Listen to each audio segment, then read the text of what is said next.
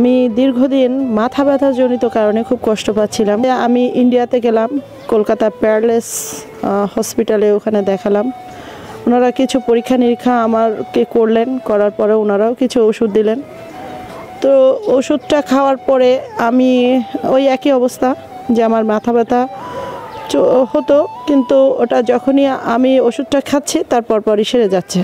এটা চলতে থাকে 13 সাল থেকে 22 সাল পর্যন্ত। 22 সালের ডিসেম্বরে এসে আমি সাতক্ষীরা মেডিকেল কলেজ হাসপাতালের সহকারী অধ্যাপক, ওনাকে দেখালাম।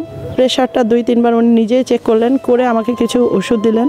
এভাবে 3 মাসে আমি একদম পুরো সুস্থ। এখন আমার ব্যথাটা নাই বললেই চলে। ইন্ডিয়াতে বলছিলেন যে এটা হচ্ছে আমার মাইগ্রেনের সমস্যা, কিন্তু আদতেও এটা মাইগ্রেনের সমস্যা ছিল না, এটা ছিল প্রেশারজনিত একটা কারণ, যে সেজন্য আমি কষ্টটা পাচ্ছিলাম।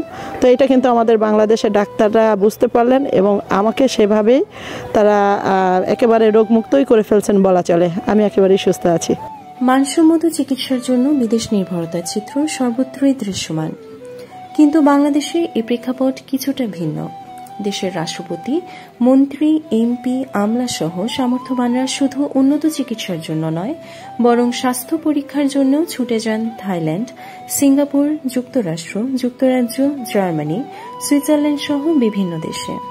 আর লক্ষ লক্ষ মধ্যবিত্ত পরিবারের শেষ গন্তব্য পার্শ্ববর্তী দেশ ভারত। বলা হয় অনেককে যে কেন আমাদের দেশের রোগীরা আজকে বাংলাদেশ থেকে বিদেশে বা পার্শ্ববর্তী দেশে কেন ট্রিটমেন্টের জন্য চলে যায়। আমরা কি সেই ট্রিটমেন্ট বাংলাদেশে অ্যাফোর্ড করতে পারি না, না দিতে পারি না, নাকি আমাদের কোয়ালিটির অভাব ডাক্তারদের? আসলে ব্যাপারটাকে যদি আমরা একটু ভালোভাবে দেখতে যাই তাহলে দেখি যে আমাদের বাংলাদেশের ডাক্তারদের কোয়ালিটি কিন্তু পৃথিবীতে খুবই ভালো। আমি পৃথিবীর বেশ কয়েকটা দেশে টুকটাক কাজ করেছি, তো আমি দেখেছি সেখানে আর কি যে আমাদের বাংলাদেশে কোনো ডাক্তার সম্পর্কে কিন্তু কোনো কমপ্লেন কিন্তু নাই। যে একটা মেডিকেল কলেজ হাসপাতালে যদি যারা কাজ করেছে তাদের যে ফ্রিনেস কাজ করার জন্য, সেই ফ্রিনেসে তারা যা শিখে, এটা আমাদের এই বাইরে যারা আছে, আমাদের বাইরে অনেক ডাক্তারের সঙ্গে আমি কাজ করেছি, তারা কিন্তু তার অর্ধেকও শিখতে পারে না সারা জীবনে। আমাদের চিকিৎসা ব্যবস্থার জন্য ডাক্তার সমাজের, চিকিৎসা কর্মী সমাজের যেমন ভূমিকা থাকবে, প্রিন্টিং মিডিয়ার যেমন ভূমিকা, এবং সর্বোপরি আপনাদের যারা চিকিৎসা প্রার্থী এবং জনসাধারণ, তাদের ভূমিকাও অনেক বেশি। আমরা সবাই যদি দেশপ্রেমে উদ্বুদ্ধ হই তাহলে আমরা এইটুকু সীমাবদ্ধতা কাটে ওঠা আমাদের পক্ষে কোনো কঠিন কাজ হবে না। আমি গত 16 বছর যাবৎ ইউকেতে আছি, ইউকেতে ডাক্তারি পেশায় আছি এবং আমি এনএচএসের সাথে জড়িত। আমাদের বাংলাদেশের ট্রিটমেন্ট যে ব্যবস্থা সেটা এখন অনেক উন্নত। সেখানে যে জিনিসটা আমাদের ভুল হয়, আমি যে ভুলের জন্য আমি আপনাদের কাছে বলতে যাচ্ছি যে আমরা সঠিক ডাক্তারের কাছে যাই না। তো আপনারা সঠিক ডাক্তারের কাছে যাবেন। যেমন ধরেন আপনার পেটে ব্যথা, আপনি যদি একজন জেনারেল ফিজিশিয়ানের কাছে যান, সে হয়তো অত কিছু বলতে পারবে না, যেহেতু সে গ্যাস্ট্রোএন্টারোলজিস্ট না। তো আপনার যদি কোনো সমস্যা হয় পেটের ব্যথার জন্য, আপনি যাবেন সেই স্পেসিফিক ডাক্তারের কাছে। তাহলে হয়তো এই যে জিনিসগুলো আপনারা যদি বুঝতে পারেন যে আমার সমস্যাটা কোথায়, জেনারেল ফিজিশিয়ান আপনাকে বলতে পারবে না যে আপনার এই সমস্যা, হয়তো ওভারঅল বলতে পারবে কোথায় আপনার সমস্যা, কিন্তু তাকে রেফার করতে হবে আপনার সঠিক জায়গায়।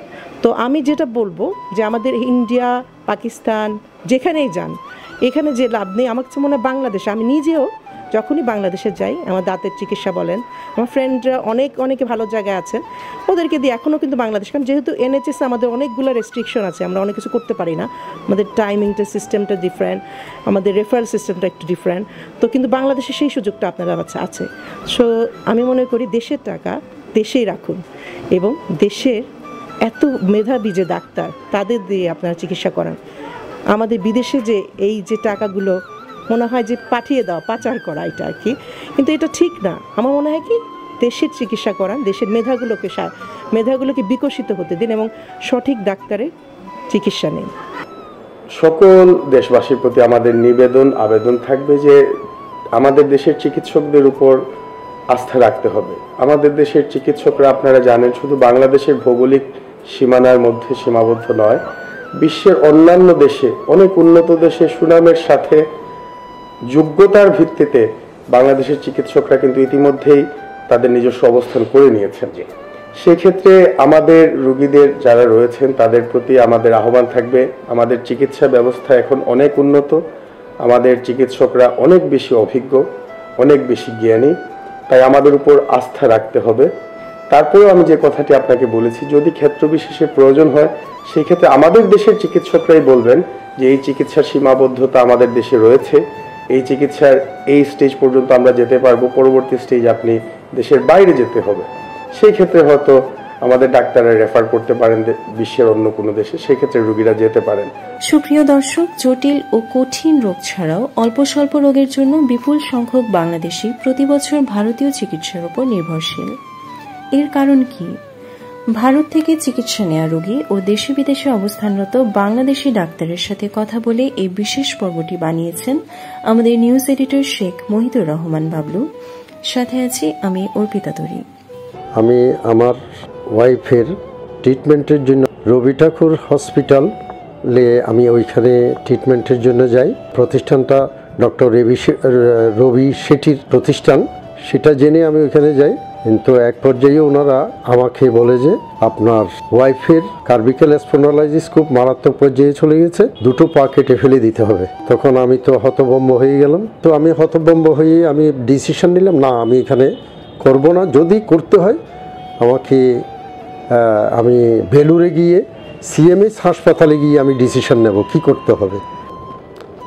আমি বেলুর হাসপাতালে গিয়ে ডাক্তারদের যে পরামর্শটা পেলাম, তারা আমাকে বলল যে না, আপনি মানসিকভাবে এইভাবে ঘাবড়ে যাওয়ার কোনো কিছুই আমরা দেখতে পাচ্ছি না, এরকম কোনো কিছু হয়নি।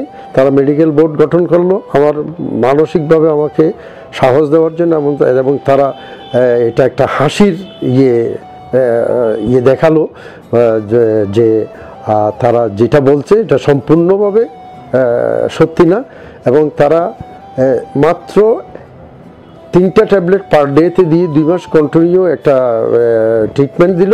15 দিনের মধ্যে আমার ওয়াইফ অনেক সুস্থতা পেয়ে গেল, এবং ওনারা এটাই প্রমাণ করে দিল যে এখানেও প্রপার গাইডেন্স, প্রপার ট্রিটমেন্ট মানুষকে দিতে পারে না। বাংলাদেশের স্বাস্থ্যসেবা অবকাঠামোকে অন্য উচ্চতায় নিয়ে যাওয়ার পাশাপাশি বেসরকারি উদ্যোগে দেশ এখন চিকিৎসা পর্যটনের গন্তব্যে পরিণত হয়েছে বলে দেশপ্রেমী চিকিৎসকরা মনে করেন। আমার কাছে মজা লাগে দেখলে যে কি জন্য মানুষ অন্য কোনো দেশে যেতে চায়। হ্যাঁ, এখন ইউকেতে যে ব্যবস্থাটা আছে সেই ব্যবস্থার মধ্যে কিন্তু আমি বলবো যে বাংলাদেশে কিন্তু 80% ব্যবস্থা কিন্তু আছে, 100% বলবো না, 70 to 80% কিন্তু আমাদের ওখানে ব্যবস্থা কিন্তু আছে। হয়তোবা একটু খরচ বেশি হয়, অনেকের মধ্যে একটা ফ্যাশনও কিন্তু আছে। আমি যেটা আপনাকে এবার যেটা দেখেছি সেটা বলি, আমি যে আমাদের পরিচিত একজন আর সেটা সে খুব মানে গর্বিত বোধ করে, আরে আমার মাকে তো আমি অমুক জায়গায় নিয়ে গেছি, যাই হোক মুম্বাই নিয়ে গেছি বা বেলোরে নিয়ে গেছি। এটা মানে এটা তারা বলতেও তার ভালো লাগে, যে মানে দেখানো যে আমি আমার মায়ের ট্রিটমেন্টের জন্য আমি কি করছি, how much I love my parents. আমি প্রথমেই আবারও বলতে চাচ্ছি দৃঢ়তার সাথে একজন চিকিৎসক হিসেবে যে বাংলাদেশের চিকিৎসা ব্যবস্থা এখন অনেক দূরে এগিয়ে গেছে। বাংলাদেশে এখন বিশ্বের অন্যান্য দেশ থেকে রোগীরা এসে চিকিৎসা সেবা নিচ্ছেন। হুট করেই এখন বাংলাদেশের বাইরে গিয়ে চিকিৎসা নেয়ার সেই মন মানসিকতা থেকে বেরিয়ে আসতে হবে। হ্যাঁ, আমি সম্প্রতি কিছু চোখের ডাক্তার দেখিয়েছি। আমার পাওয়ারের সমস্যা ছাড়াও কিছু ইনফেকশনের প্রবলেম আছে। তো আমি খুব একটা স্যাটিসফাইড না, কারণ আমার সমস্যাটা কিওর হয়নি। সমস্যাগুলো সমাধান করতে যে সময়ের দরকার, যে সময়টা দেওয়া দরকার ডাক্তারের, সেটা তারা দেয় না। যেহেতু আমি স্যাটিসফাইড না, আমি ভাবছি যে সময় সুযোগ মতো আমি একটু ইন্ডিয়াতে যাব ট্রিটমেন্টের জন্য। যে আমরা যদি রোগীদের ক্ষেত্রে আরও কিছু আন্তরিক হই এবং সময় দিই, এই আমাদের যদি রোগী এবং ডাক্তারদের ভিতরে যে ব্যবধান, গ্যাপটা যদি না থাকে, কমিয়ে আনতে পারি, তাহলে আমাদের উপরে আস্থাটা আরও বাড়বে, আমাদের চিকিৎসা ব্যবস্থার উপরে তাদের আস্থাটা আরও বাড়বে, এবং বিদেশে যাওয়ার প্রবণতাটা কমে যাবে। চিকিৎসা ক্ষেত্রে কিন্তু কিছু কিছু সমস্যা হলে সেটার জন্য আপনার একটু সময় দিতে হয়। এখন যদি মনে করেন যে আমার ওষুধটা যাচ্ছে না কেন, যেমন যদি বলেন রিমাটোলজিক্যাল ডিসঅর্ডার, যেগুলো হয় আপনার গাঁটে ব্যথা, গিটে ব্যথা অনেকে বলে, তো এই জিনিসগুলো তো আপনার একদিনে সারবে না। ওটার জন্য আপনাকে ওয়েট করতে হবে। এখন বলবেন না যে বাংলাদেশের ডাক্তার ভালো না, ওখানে গেলাম, গিয়ে দেখা গেল আপনি ইন্ডিয়াতে গেলেন, এখানে স্টেরয়েড, হাই ডোজের স্টেরয়েড দিয়ে আপনার ওষুধটা সারিয়ে দিচ্ছে। কিন্তু এটাতে খুব একটা, কিন্তু এর মধ্যে কিন্তু সাইড এফেক্ট অনেক আছে। আপনি হয়তো তাড়াতাড়ি সেরে উঠলেন, কিন্তু ভালো হওয়ার জন্য একটু সময় দিবেন। আর এক ডাক্তারের কাছে যে যদি মনে করেন যে না আমি এর কাছে তো হচ্ছে না, আপনি আরেকটা ডাক্তারের পরামর্শ দেন। কিন্তু এটা যে বলবেন না এক ডাক্তারকে দিয়ে যে বাংলাদেশের সব ডাক্তারই ধরেন তারা জানে না কিছু, এটা কিন্তু ঠিক না। আপনি পিজি হাসপাতাল আমাদের যেটা আছে সেখানে যান, বাংলাদেশের বঙ্গবন্ধু শেখ মুজিবুর রহমান হাসপাতাল যেটা বলছেন, সেই এখানে আমি মনে করি স্কলার ডাক্তার সেখানে কিন্তু আছেন, ওনারা কিন্তু বোর্ড মিটিংয়ে বসেন একটা রুগীকে ভালো করার জন্য। এই সুযোগটা আপনারা নেন। সরকারি ডাক্তার আছেন, কিন্তু পিজি হাসপাতাল একটা আমি যখনই যাই আমার কাছে মনে হয় পিজি হাসপাতাল ডাক্তারগুলো আমার কাছে মনে হয় কি যে ওনারা যে থাকে ওনারা তো আমাদের স্যার, আমার অনেক, আমি এখান থেকে আসছি, তো আমার কাছে মনে হয় যে এই সুযোগগুলো আপনারা নেবেন। এই বাংলাদেশের সব ডাক্তারকে এক পাল্লায় চিন্তা করবেন না, মনে করবেন তাদেরও কিন্তু অনেক মেধা, এবং এই মেধাগুলোকে বিকশিত হতে দিন এবং আপনারা বাংলাদেশেই চিকিৎসা নেন, অবশ্যই ভালো চিকিৎসা পাবেন। অনলাইনে চটকদার বিজ্ঞাপনের মাধ্যমে উন্নত চিকিৎসার প্রলোভন দেখিয়ে দেশ থেকে ভারতে রোগী নিয়ে যাওয়ার জন্য অসংখ্য এজেন্সি প্রশাসনের নাকের ডগায় বসে ব্যবসা চালিয়ে যাচ্ছে। প্রতিবছর বাংলাদেশি রোগীদের ভারতমুখী স্রোত বৃদ্ধির পেছনে এটাই একমাত্র কারণ বলে মনে করেন এই প্রবাসী চিকিৎসক। ইদানিংকালে আসলে শুধু ডাক্তারদের যে কমের তারা যে তাদের কোয়ালিটি দেখাতে পারছে না তা বলবো না আমি, কিন্তু সমস্যাটা হচ্ছে যে এখানে কিছু সিন্ডিকেটও বলবো না, দালাল টাইপের কিছু মানুষ কাজ করছে, বা যারা করেন, যারা হয়তো বা মনে করছেন যে একটা রুগীকে যে ওই জিনিসটা দেখায়, ওই যে বলে যে কথা আমরা বাংলায় বলি না যে নদীর এপার ভাবে যে ওই পারেতে মনে হয় সব সুখ, এরকম একটা মানসিকতা আমাদের রুগীদেরকে বা রুগীর ফ্যামিলিকে তৈরি করিয়ে দেয়, যেটার কারণে তখন রুগীরা দেখা গেল যে অহেতুক একটা ছোট্ট একটা রোগের কারণে বা রোগের জন্য, যেটা তার হয়তো বা কথায় আমি যদি পার্সেন্টেজও যদি বলি, যেটা হতে হয়তো বা আপনার যে 100 টাকা খরচ হতো বাংলাদেশে হলে, সেটা হয়তো বা বাইরে যেয়ে সেটার জন্য 1000 টাকা খরচ করে চলে আসছে, হয়তো বা কোনো সময় লাভ পাচ্ছে, কোনো সময় লাভ পাচ্ছে না। কিন্তু রুগীরা এই জিনিসটা কিন্তু বোঝে না যে ধরুন একটা অপারেশনের কথা যদি বলি, একটা মানুষের কোনো একটা জটিল রোগ হয়েছে, সেটার একটা অপারেশনের বা ট্রিটমেন্টের একটা ব্যাপার গেছে, তো সেটার জন্য কিন্তু তিনি যদি পার্শ্ববর্তী দেশে যদি যান, বা যদি উনি ধরেন আরও বড় কোনো দেশে যান, সেসব দেশে যদি উনি না থাকেন, তাহলে কিন্তু ট্রিটমেন্টের যে সময়টা, ধরুন যদি ট্রিটমেন্টের সময় ধরি আমি 7 দিন থেকে 3 মাস, ওই সময়টা কিন্তু তারা ওখানে, কিন্তু তারপরে তার বাকি জীবনের যে ফলো আপটা, এটা কিন্তু আলটিমেটলি বাংলাদেশের ডাক্তারকেই করতে হচ্ছে। তাহলে যদি বাংলাদেশের ডাক্তারকে দিয়ে যদি ফলো আপটাই যদি করাতে হবে, সমস্ত কিছু করাতে হবে, তাহলে পরে আপনি কিভাবে মনে করছেন যে এই ডাক্তারটার, যার কাছে আপনি ফলো আপে যাচ্ছেন, এই ডাক্তারটার সেই জ্ঞানটা কম আছে যে আপনার ওই ট্রিটমেন্টটা দেওয়ার সাধ্য সে রাখে না। স্বাস্থ্যসেবার বিভিন্ন সূচকে বাংলাদেশের চেয়ে পিছিয়ে ভারত। মা ও শিশু মৃত্যু হ্রাসের লক্ষ্য পূরণে সমর্থ হয়নি দেশটি, অথচ সেই দেশটি চিকিৎসা পর্যটন কেন্দ্রবিন্দুতে পরিণত হয়েছে।